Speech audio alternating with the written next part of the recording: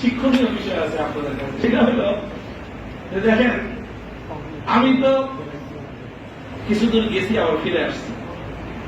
তো আসার পরে আমি যা দেখতেছি নিউজ, যে এখন হাটাতে অবস্থান করতেছে, কিছুক্ষণ পরে মঞ্চ উঠবে, এই নিউজ দেখে আমি আসলে কোথায় আছি, আমি আসলে আসি কোথায়, আমি নিজেই কনফিউশনে পড়ে গেছি। যারা যেইভাবে সমস্ত পত্রিকা দেখতেছে যে আমি এখন চট্টগ্রাম, অথচ আমি তো আমার নিজের বাসার নিচে দাঁড়ায় কথা শুনছি। আমার বুঝতে এত হাসি আসছে এই দৃশ্য দেখে, যারে এই কাহিনী আসলে কোনটা, আমি কি ঢাকায় আছি না চট্টগ্রামে আছি।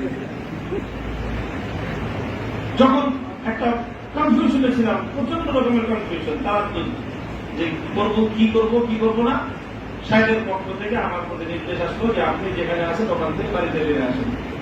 বাস, যখন ওনার নির্দেশ আসছে আমি আর কোনো চিন্তা করি নাই, আমি সুন্দর মতো আমার সাহেবের নির্দেশ পালন করে বাড়ি থেকে ঘুমাই দিয়েছি, শান্তিতে আমি ঘুমাইতেছি। আর আমাকে যারা ঠেকাইবে ঘুমাই, ওদের ঘুম হারাম, আর যারা নিয়ে ওদের এত টেনশন, আমি কিন্তু না ডেকে ঘুমাইছি। প্রধানমন্ত্রী আমার এই ঘুম, আমার এই যে আরাম, এই যে দুশ্চিন্তা মুক্তি, এটা হাসিল হয়েছে সাহেবের বরকত।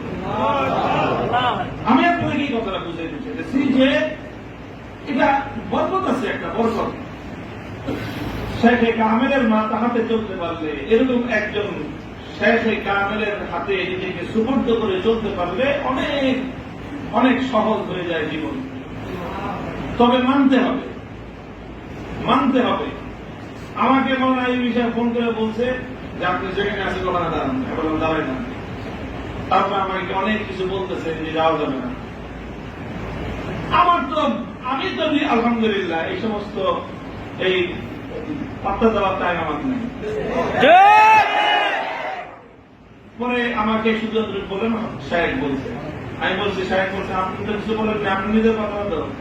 আমি সব বললেন যে না ভাই, আমি আমার নিজের কথা না, আপনি প্রয়োজন আরোদের সাথে ফোনে কথা বলেন। আমি ফোনে কথা বললাম, সাহেব বললেন আমার দিনের ফিনান পেয়ে গেল, আমি বাড়িতে এসে ঘুমিয়ে। ভাই এটার মধ্যে শান্তি আছে, এটার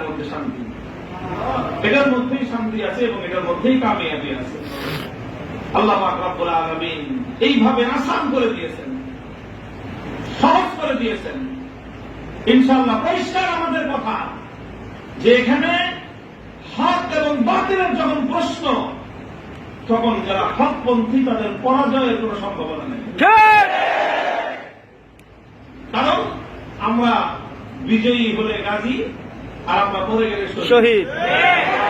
শাহাদাত এটা কোন পরাজয়ের বিষয় নয়, শাহাদাতই হলো মুমিনের চূড়ান্ত সফলতা।